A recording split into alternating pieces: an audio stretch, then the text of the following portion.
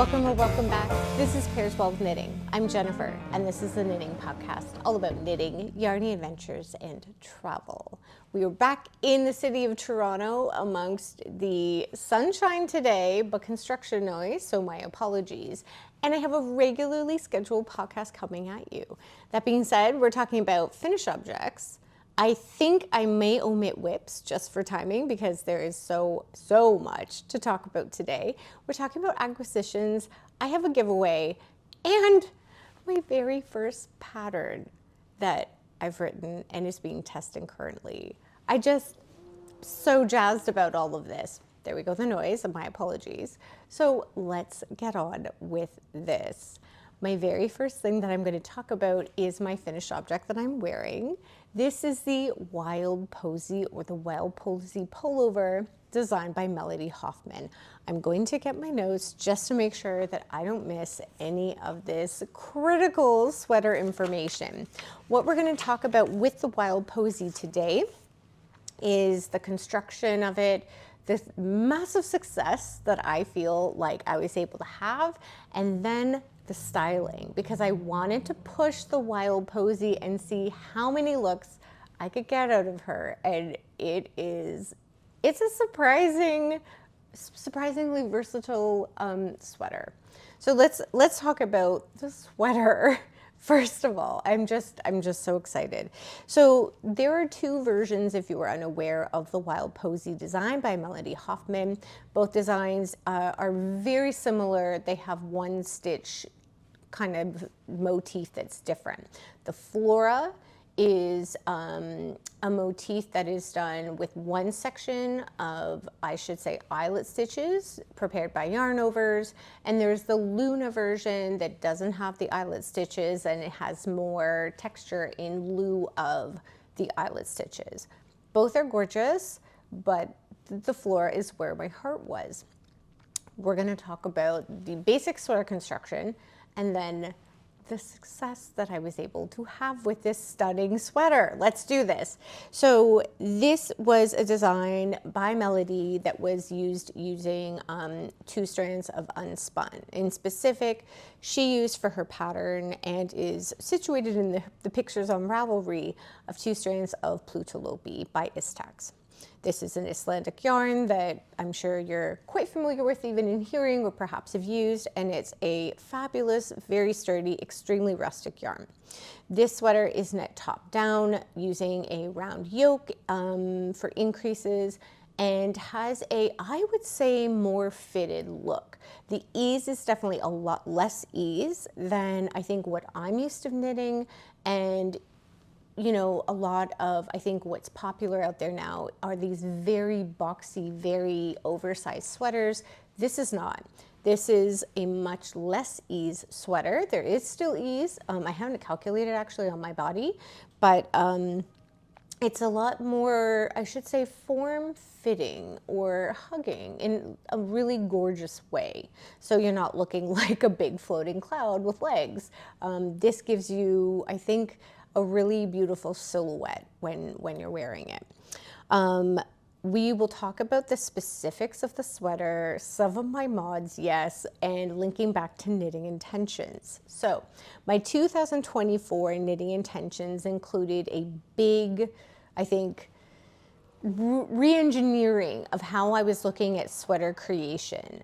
What I did, if you have seen, or I will review with you quickly, my 2004 knitting intentions was that I really analyzed my original process that I was following to create knits for my whole knitting life, which was now up to 4 years.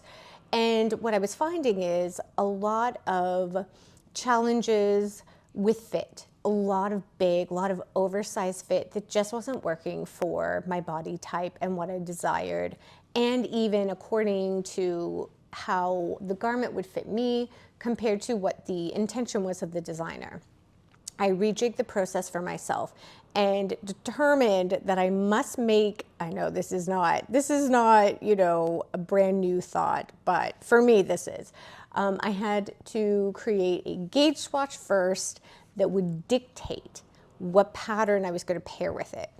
I know, many of you probably already have done this your entire knitting lives. I did not. And if you want to see the details, please click on that video about my, revolution for myself. So what I did is I had Plotulopi that I used. This is the light ash gray colorway, and I held it double before we left for Mexico because I really have to prepare my yarn and what I'm going to be knitting when I'm away. And we were away for almost a month. So I really wanted to make sure that I had something that I was going to be happy knitting on, successful knitting on, and didn't take heaps of brain power while we were away. So I held 2 strands held double of Plotulopi. This originally was not the intended sweater I had in my brain that I really wanted to pair it with. I got 14 stitches per 10 centimeters, or 4 inches, I should say. And so it was a chunkier knit than I had intended. This is why we were very mature and responsible in pairing this gorgeous yarn with the Wild Posy. It matched gauge. I was really happy with it. I picked the first size that Melody had in her pattern. I cast it on for the amount of stitches that were required in the pattern, and I was finding that the neckline for me and what I wanted with the look was a little too large. Doesn't mean I didn't get gauge. Now what I'm doing is I'm reevaluating. I'm reflecting on, is this the fit I want? I looked at tons of pictures on Instagram and Ravelry that really showed a wider neckline. And so it was determined. I decided at that point I ripped out. I've already done a bit of the yoke, but that's fine. Again, I always figure I want the fit and the look that I want, the aesthetic I want, so I'm willing to rip out, rip back. So I cast on for 10 stitches less than the pattern recommendation, even though I got gauge, because I wanted a different look. That was one of the caveats in my 2024 knitting intentions, is that my whole objective was not to recalculate for an entire pattern, but if I needed to or wanted to for look aesthetic, I could rejig, do some mods. And that's what I did. I allowed myself that permission to do that, and I'm extremely happy with that decision. So now I've got 10 less stitches on my needle at the yoke. So what I did is that first set of increases to prepare yourself the setup. It's that setup row before you get into the textured yoke. I accounted for that. Very simple math was done. Nothing crazy out of the box. The second modification I did was adding short rows at a different time. Again, I did a lot of dabbling through Ravelry and actually read the comments that people prepared in their write-up about the sweater. So many wonderful positive comments because it's a stunning design and gorgeous end product. But people were sharing that they wish, if they were going to reknit, that they would add the short rows before the pattern had indicated. In the pattern, Melody Hoffmann suggests to prepare the short rows after the textured yoke. So you're actually knitting from the top, I should say, where the neckline is, down with all your yoke. And after your yoke is prepared with the textures, then you add that section of short rows. So they were saying the fit was a little off. It could be there wasn't blocking at that point, etc. And I took this into account, and I thought, since I've already recast on for 10 less stitches, let me add in the short rows before, as people had wished they had have done. So I did. So I added on short rows after, I think it was, no, I did the rapid increases, then I did the short rows. I did short rows kind of, because I've done short rows on my own, I don't necessarily need a specific guide of how to do them and stitch counts and that. So I looked at the amount of rows or times that the sweaters turned to get what I needed. The other piece, I don't know if I'm going way too much in detail, is that I didn't move my beginning of round. I left the beginning of round where it was. I figured for how the sweater would sit with the motif, moving the beginning of round wouldn't make a massive difference. And what I mean is because in the short rows that are done in the sweater, the beginning of round indicates the, what is this? The right back shoulder. I use my beginning of round as a center neck, back neck. I have to say, where everything is sitting, even though it's a slight shift from the original concept of the pattern, I don't think I would have to rejig it all. I could have, but it honestly, I don't think it made a difference for myself. I'm extremely happy with how it all turned out. Those are the two bigger modifications I did. So was 10 stitches less in the neck and adding short rows prior. That's pretty much it. And maybe you could say even shifting around the beginning of round. That was it. This sweater is stunning. I feel you can see the wear. I've been wearing it so much since we've been back. I've even worn it in Mexico in the morning and evening when it was going down to 10 degrees, and it's just a winner. I felt it as I was knitting on the yoke. I knew it was going to be a win, and it fully is. So then when I get home, I want to push the design. I want to see how many looks can I get out of the Wild Posy. Now, if you have followed Melody Hoffmann, if you are a fan of her and her designs, she has this gorgeous aesthetic. I don't know how we could name it, but it's a very natural, glowing, kind of woodsy look, and it's just stunning. It's an aesthetic that I love. I think my knitting heart is just so, you know, the affinity is there. But I'm also someone, you know, I don't live in the woods, sadly. Wish I did, and that's a look that I adore. And I think you'll see one of the looks somewhat, you know, inspired by that. But I want to push this sweater with my lifestyle. Going out for cocktails, going out to work. How can I pair my sweater with the clothing I have in my wardrobe? Can I get a relaxed look? Can I get a night out look and like you know, a more glamorous look out of this? The answer is yes. So what I'm going to do is I'm going to walk you through the different looks that I put together for the Wild Posy, and I hope you enjoy as much as I did putting it together, because I always have such a good time. So let's do all of this. Okay. So my first look is obviously wearing the Wild Posy. We have just a camisole underneath just to give the full silhouette of the gorgeous, I think, the shaping of the sweater, because it is such a gorgeous shape. You're seeing that this is not an oversized look. And I just find it's really flattering on my body, which is awesome. I have almost like a fancier jogger on. These are an Eileen Fisher crepe casual trouser. So I've worn these to work many times. You can wear these out, you know, on the weekend or whatever. It is more of a casual look. I've kind of like fancified it with the little necklace that I have. And I've got just like a really relaxed, almost like running shoe, but a leather Oxford cross that I've paired it with. I love this idea of the look together. And I'm putting on my wool jacket, ready to head out. This is like a relaxed kind of work look for me. This is a great weekend look, going to a cafe, meeting up with a friend.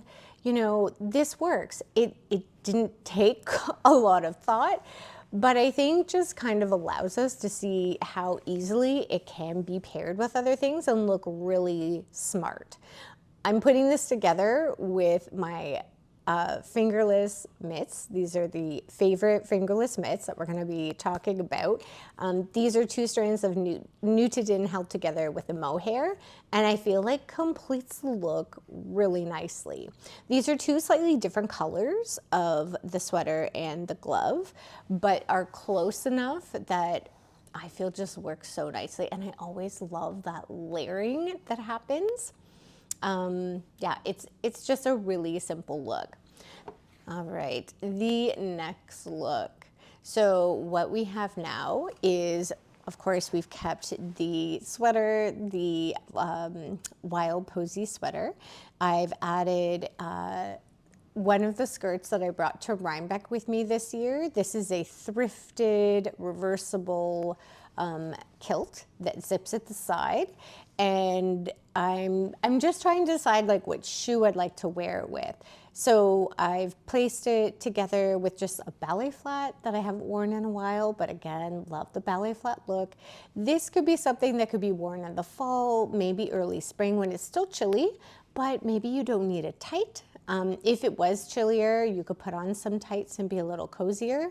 I've dug out some of my spring shoes, so these are just a fun yellow clog. They have a really simple little band at the heel that helps the shoe stay on your foot. And this is just, it's a fun look.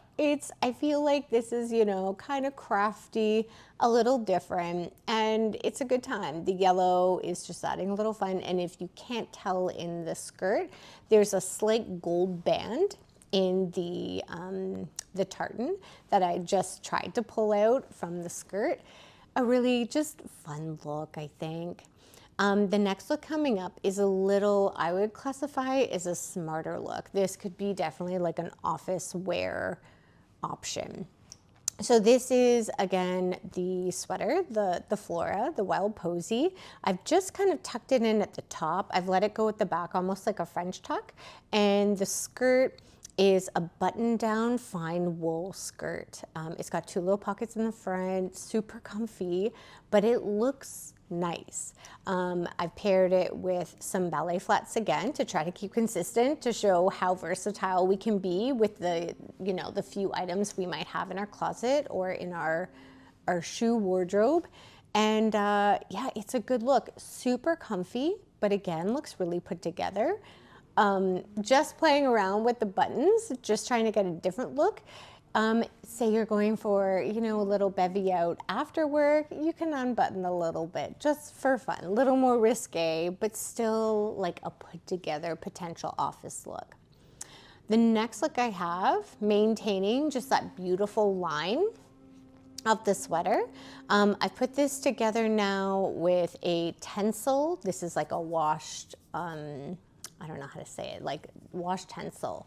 It's a really like comfortable like crop trouser I have, pockets on the sides. This is like a weekend look. This is a lounging look. This is like, you know, I want to sit down, I want to knit on a Sunday morning. This is it.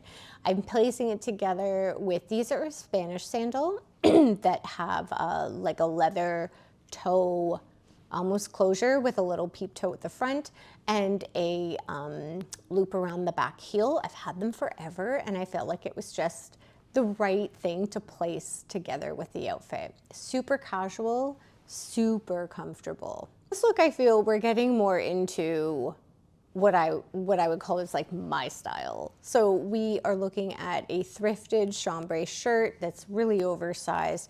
I've got my little necklace on to give it a little more interest at the neckline, and a simple black crepe tighter pant, almost like a legging, but not as tight. Still, you know, it's got that really slim silhouette.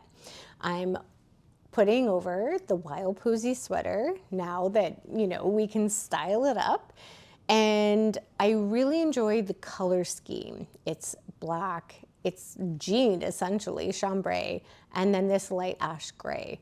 The color combo, 3 colors max, I'm really enjoying that. And I think to where I was in Mexico, popping bright colors every day, this is a really nice neutral feel. So I'm enjoying. I love popping the collar. I love a lot of interest at the collar, so I've placed the necklace over the collar, so I can either wear the collar up and popped or down, but still have a little bit of the necklace showing. And I feel the necklace is really adding something to the textured yoke. I feel it's so complimentary. Again, I'm putting together, the shoes that I've chosen are like a leather Oxford, almost like a running shoe bottom. The base is super comfortable. And again, this is a look that could drive so many different, you know, environments. This could be work, this could be weekend, this could be getting together with friends. It's a clean look. It's a comfortable look. It's really, again, versatile. I'm putting it together with those Spanish sandals, and it just allows for a little more comfort. I shouldn't even say a little more comfort, but a little more casual look. This also allows this outfit to go more from like winter into spring, because here in Canada, and perhaps where you live, maybe not, those transitional seasons start at one temperature in the day and then change drastically. So this is a really good, I think, option for us to start in, and then maybe as the day goes on to take off the sweater, but still allowing to have the sandal option. The next up look I have, we have gone back, my apologies. We maintained the entire outfit of the chambray shirt, the sweater, the Wild Posy, and the tighter crepe pant. But now I'm placing little like booties with it. These are just short pant boots. They're I think what are they called, a chuck? I should know this. I don't know. And then now, you know, this is a cooler look. This is a more winter-esque, maybe cool spring look. I'm adding in a leather jacket that is ancient. I bought this when I was in grade 9 of high school. It is still going strong. This is it. I mean, one could knock the animal products, I think, that people wear, but these last forever. This is a really classic button-down leather jacket. And again, I love the black all from the back with the boot, the pant, and the jacket. And then when you turn around, you see all those delicious layers of the chambray shirt and that light ash sweater popping. Of course, because now I'm putting together an outside look, I'm adding in the favorite fingerless gloves that just add that additional layer. And I mean, again, it's the textures and the combination of textures that I adore. So now on the cuff, again, I love the layering. We've got the leather, we've got the chambray, and the fluffy, gorgeous fingerless mittens. I mean, this is definitely where my heart is. I'm loving this look. Look, I'm jazzed about it. I'm excited. That's a happy look for me. All right, next up, again, we're more channeling the Jennifer looks. So this allows my heart to sing. We've got a really simple jean. This is the wedgie Levi, not the 501s that I normally wear. This has more of like a boot cut, tighter on the bottom and the hip. And I've got it with a really oversized thrifted blouse. I think it's just like a Gap blouse that I got for, you know, $10 or something at a thrift shop. I wear it all the time. You can tuck it in, tuck it out, do the French tuck, which I've done here. I've kept the necklace I really like how it plays with the yoke of the sweater. We're adding on the Wild Posy sweater as the cozy layer and pushing the limits again. So this here, I'm just like getting it sorted because, you know, you got to get the layers on right. I'm bringing the necklace over. Again, obviously you can wear under or over depending, but I'm liking the necklace that's going over the collar and just adjusting. This could be an interesting look with a complete untuck of the blouse, because blouses are, I feel, in my opinion, one of the most versatile things that we can wear. But I like the French tuck. I like that it looks put together, but a little messy at the same time. I've chosen to put it with the ballet flats, trying to bring the ballet flats back. I know they're out, but I still love the silhouette. And I love that little portion of the foot showing. I just find it's a really nice look. Yep, we're liking it, but what else can we do? So I've got a bunch of shoes that are hanging out at the front to see how else can I push it. These are the same company. I think it's called Magnula. I might have to add in the links. I can't remember. These are, you know, a few-ish plus years old. They're the same company as the yellow clogs I showed. These are a clog as well, but they're a, you know, open toe clog in their natural colorway. They've got a strap at the heel, or I should say at the ankle, that make them a little more comfy. And I love showing off the straps, so I've just rolled up the hem. It's a cute look. I'm not sure if I'm digging it as much. I actually think, looking at it now, I'm preferring just the ballet flat, but it could be fun. You know, hanging out, maybe meeting the girls for a drink. It's fun. Yeah. Yeah, we're trying to get there. I'm excited about that point.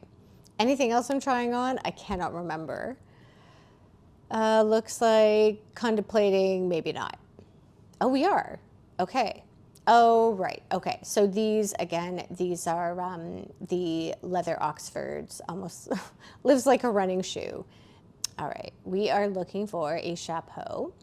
So now we're getting into an outside look. Perhaps this is why the more responsible shoe came on my foot instead of the high heel wooden clog.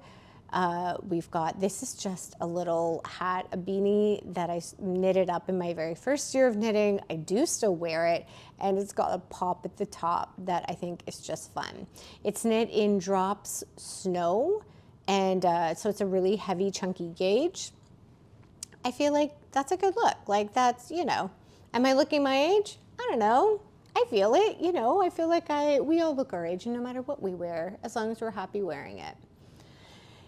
All right, this look is definitely getting into spring, or I should say spring weekend. So now we're trying to push, all right, can we wear this in somewhat warmer-ish weather? And I think, yes, this is a look that I was wearing in Mexico. This is just a light wash, finished seam jean short with the blouse again, same thrifted blouse. And now I have these, I think they're called harachas. These are Mexican sandals that I bought in San Miguel de Allende and have fallen in love. They are a simple, flat, woven leather sandal, and they were everywhere. I love them. I think depending on what you're looking for comfort, they may or may not hit the bill. Yes, they're flat, but there's no support, and the toe is definitely a tighter toe, not a big toe box, but they look beautiful. So this is a great look for, you know, a short and simple walk somewhere, but love the look. Here's the look that I put together that I feel like, if I may say, is inspired by Melody Hoffmann. This is a little more woodland creature, enjoying the forest and nature. So this is my sewn pocket skirt. I featured this in my packing video for Mexico, and I get a lot of wear out of. This would be like a weekend in the house look for me. It's a comfy look. If I was heading out to grab, you know, something like milk or whatever, I could simply put on my little Spanish sandals, go grab it, look put together. I've got like a fun little hoopy earring, trying to get back into earrings, and you know, it offers a little more fancy fans. That might not be the full Melody Hoffmann aesthetic, but it is a nod to, if I may. Next up, this is where I feel like I was pushing. So this look is a spring look again. This is a really simple, streamlined slip dress that I have. Slits in the sides, adjustable straps, and I wear it a lot in the hotter weather. And I'm thinking, how can I make this work? Because this is something that I wear for dinner or cocktails going out. So hello, pairing it with the Wild Posy. I feel like this look is just a really nice look put together, and it does push the envelope of a little more fancy. I'm chilling it out a bit with the Mexican sandal, the Huaracha, and I feel like this is a good look. This is definitely a look that I would wear out downtown, going for dinner or going for drinks. Super comfortable, it's cozy. I would probably wear the sweater over my shoulders depending on the temperature, but it could definitely work well on as well. I've taken away the necklace because I feel like it's just too much. The neckline doesn't need it at that point there. So I hope in placing together, styling and pairing my Wild Posy sweater, I feel what I would classify as like pushing the limits of different looks I can get with one sweater.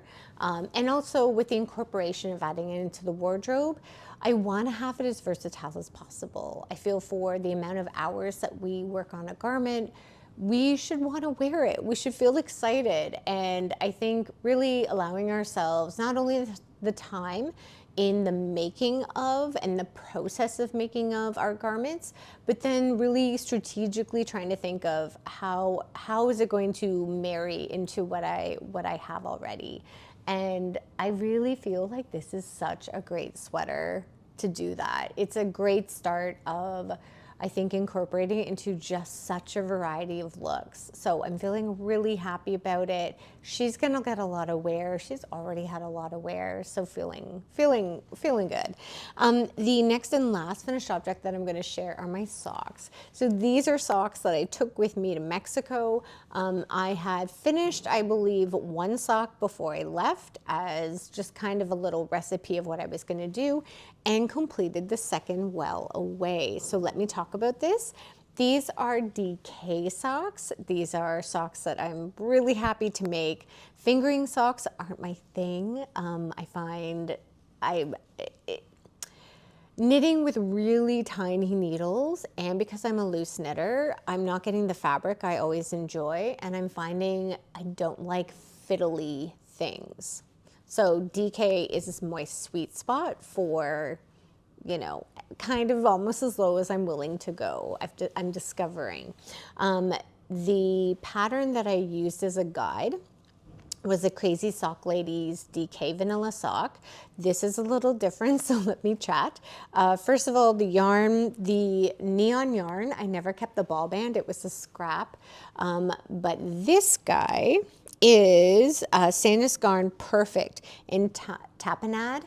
This is a combo of superwash wool, 80% I believe, and a 20% nylon, so it acts as a really excellent sturdy sock yarn, which is great with that synthetic in there. It was super easy to work with, pleasurable. I think I bought it for a hat years ago, never made it, and made great socks. So what I did is I cast on it's a free pattern, by the way, by this Crazy Sock Lady, so we can talk about some of the details.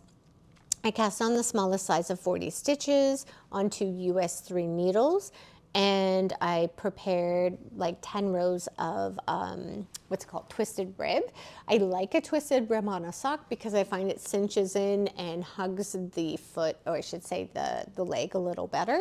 And then all I did is I followed the stitch count of 40, but instead of just knitting stock net in the round, I slipped the 4th stitch every other row to get this just a little more interesting motif.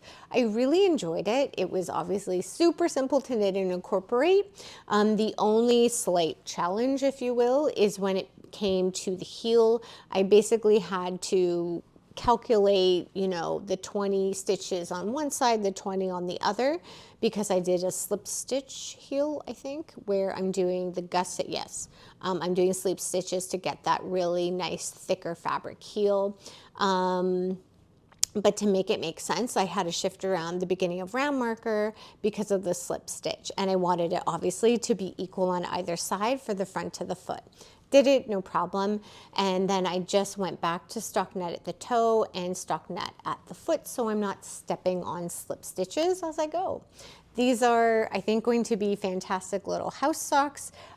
They're actually a longer leg than I normally knit, but I love them, and I think the color's just so fun. These are so far my first socks completed for 2024, and I didn't knit any socks for myself last year, so this was a really lovely start to cast off in 2024.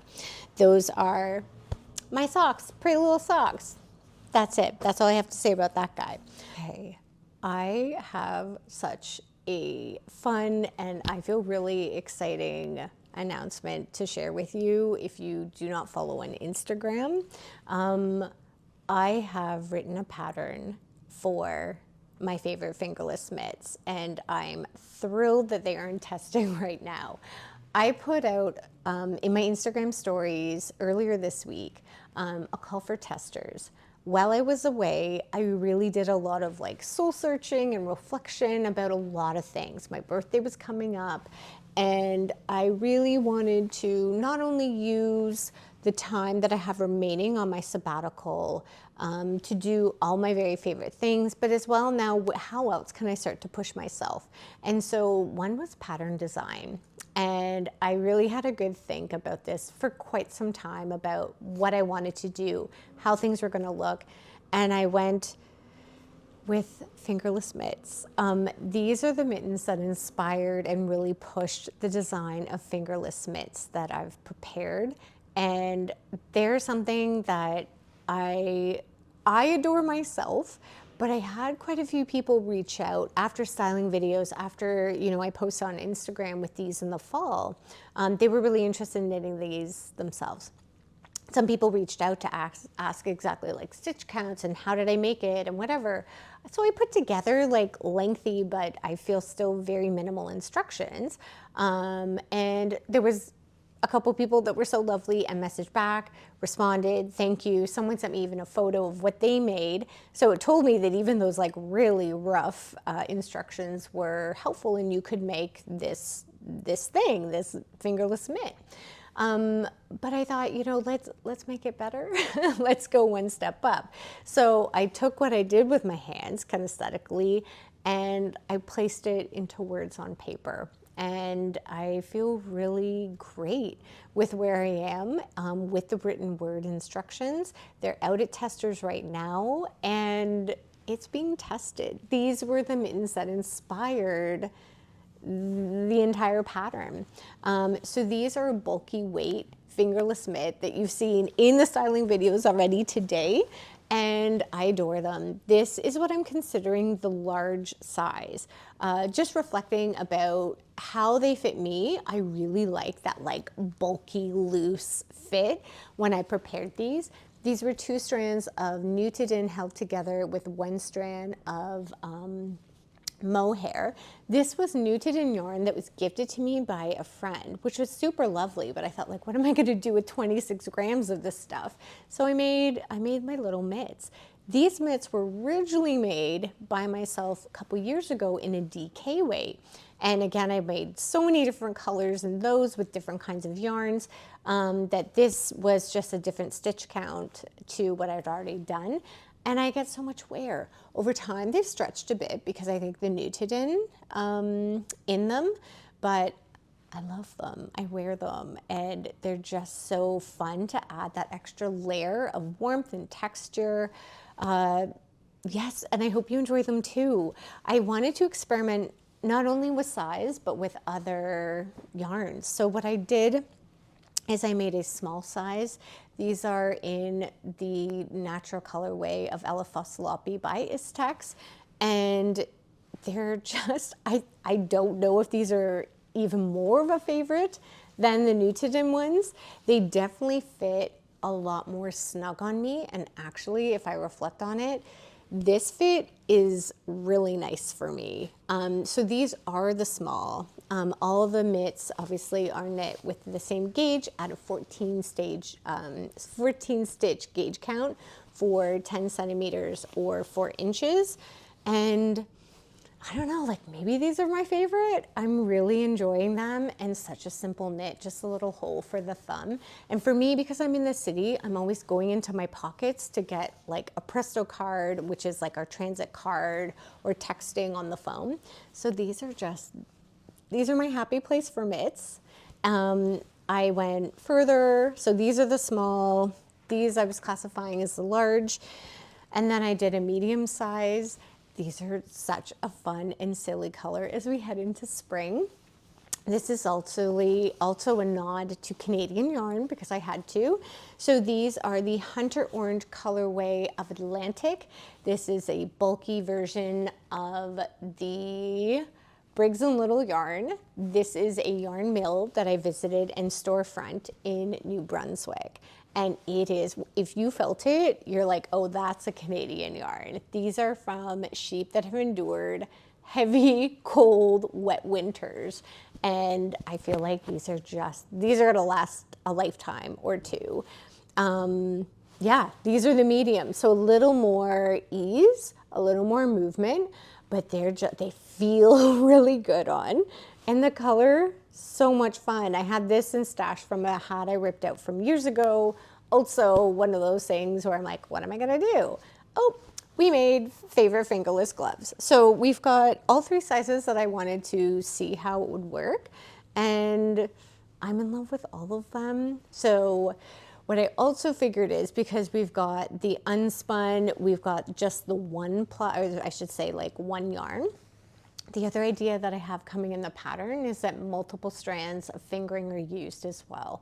So with our testing group, we've got a variety of people knitting different sizes, of course, different kinds of yarn, and they're just so fun. I hope that you enjoy them, enjoy the concept, and I mean, I adore and I wear them all the time.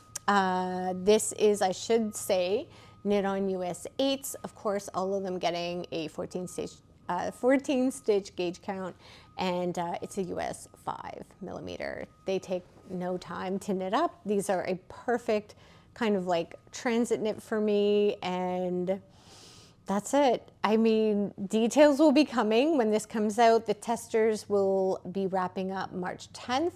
I'll get some feedback from them as to how the instructions are and what, you know, kinds of pieces they have for me of critique. But favorite fingerless mitts coming to you after March 10th. I'm so excited. So please let me know if you have any questions or would like to see any real specifics with the mitts done. Maybe there's specific yarns that you're interested in, maybe it's different sizes, maybe it's motifs, because on my DK mitts, I've done some more, you know, interesting little bits. If you look back into my Packing for Rhinebeck video, let me know. And I'm so excited. So, okay, favorite fingerless mitts, there we are. The excitement is not done, because now we have a combination of treasures from the bookshelf. So you're gonna come with me. So let's get our walking shoes on and we're gonna go over to the bookshelf. Oh, my hips from sitting down in that position for a while, it's a lot. We're heading over to the bookshelf because I have 2 things that have joined my bookshelf. One, a little cadeau from Biche and Bouche. Yes, please, we're gonna bring this guy over. And what's this? Another cadeau, a knitting book. What? Okay, we shall bring both gifts with us as we come and get cozy on the couch again. All right, I am so lucky to have received this gorgeous gift from Biche and Bouche. Biche and Bouche is an independent yarn company located in France by 2 wonderful Scandinavian women, Astrid and Caroline, or Astrid et Caroline. Biche and Bouche is a company that really believes in well-curated natural fibers to create beautiful yarns in gorgeous colorways. They have 2 main lines, and I know there's more, of yarns that they produce. They have lamb's wool that is milled in, I hope you can hear the drilling, that is milled in Scotland, and then the remainder of their natural fibers are all milled in Italy. This is one of them. So they have 2 versions of their silk mohair, and this I'm so lucky to receive as a gift is Le Gros silk mohair. This is a combination, and I don't want to get it wrong, of 72% of super kid mohair, so super gorgeous, soft and fuzzy, and 28% mulberry silk. This is actually dyed and milled in Italy. This exact colorway is the dark red. I was able so kindly to have chosen the color that I desired, and I had my heart 100% set on this red. This is a red that leans very heavily to a brown, and I feel like it's just so stunning. The interesting piece with Le Gros mohair is that it is mohair that you do not have to hold with anything else. It can be held single, which I feel is a complete treat for someone that doesn't always necessarily enjoy pairing an additional, you know, lace weight mohair with another yarn. So they're suggesting to use either a US 7 or 9, which is a 4.5 or 5.5 millimeter needle. And I believe the gauge, which I was able to get on a very different needle, mind you, I think was like 16 stitches per 10 centimeters or 4 inches. And so with this yard that I'm just thrilled to cast on, of course, I've been swatching my swatch because I'm very good now at keeping record and making sure that I'm recording all information about my gauges and swatches, because this is going to dictate the pattern that I'm going to knit with this, is 16 stitches. So I'm getting 16 stitches per 10 centimeters or 4 inches on a US 5 needle. So quite a bit smaller than what's suggested, but I'm not surprised, and this is how we get gauge. This is why sometimes needle size doesn't always dictate the gauge that every person should have, because we are all independent knitters that knit in our own unique ways. I'm just thrilled with this. I have a couple pattern ideas. I'm not even ready to share yet because I don't have my heart set on one specific pattern. I want to allow myself to continue to play with looking at different patterns, different makers, and kind of feel what design is calling out by this gorgeous, like, look at this. I just can't wait to play with this in full. You'll be hearing all about it. They not only were super lovely in, of course, sending the yarn all the way over from France to Toronto. They sent it at a time that I was away. So they were very patient, Astrid and Caroline, while I came back and received this gorgeous yarn. In the meantime, of course, with the yarn, it came with this gorgeous little project bag, which I feel like is just beautiful and perfect. And they sent a whole other bag, a really big project bag. So what I'm going to do, because I don't need two, although it's so generous, I'm going to be gifting this big one away. We can call it almost le gros sac, which means the big bag. And this is going to go to a lucky viewer. But you don't only get this, and I'm going to tell you how you may be able to win this gorgeous project bag from Biche & Bouche. I've also received in the meantime a knitting book. This gorgeous book, Arctic Knits, came to me as well while I was away from the publisher, and this is by the Petite Knitteur. She is a fabulous knitwear designer, garments and accessories as well as socks, with a lot of color work, who lives up in the Arctic of Canada. If you've been following, she had a lot of anticipation about her gorgeous book coming out, and here it is. I feel thrilled to have received it, and I've already just drooled over her designs. Like, I obviously have to be careful because it's paid for patterns in here, but they're just, I'm trying to find another beautiful picture. Not only are the designs stunning, I love her aesthetic and colorway choices, but the pictures are just glorious. It is such a gorgeous book to feel in the hand and to flip through. I feel beyond lucky about receiving this. And just to give you a little like preface, I've knit the Petite Knitter's sweater, the Saunders sweater. That's the black and white sweater with the cream motif. I'll pop in a picture somewhere.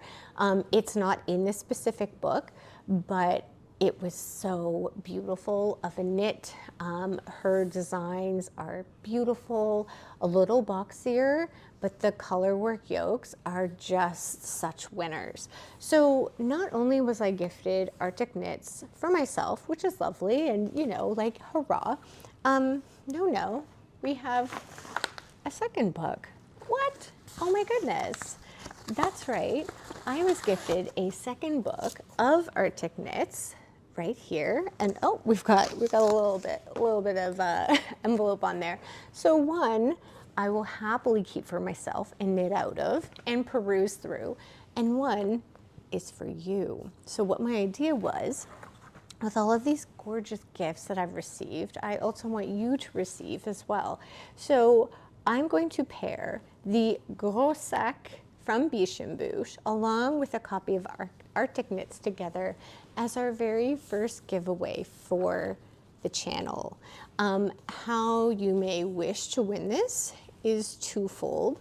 So what I'm going to ask, if you are interested in winning, is that you include a comment as you wish in the notes below of this YouTube channel, and of course subscribe.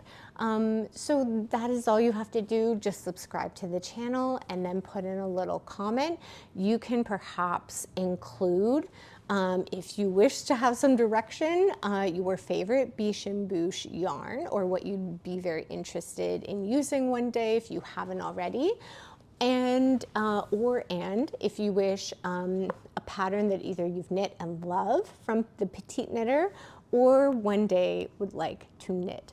What I will do is I will put all of those gorgeous comments together before my next video, shake them all up and draw a winner, and then get this shipped out to you. So that is for the beautiful project bag from Biche & Bouche and a copy of Arctic Knits by the Petite Knitter.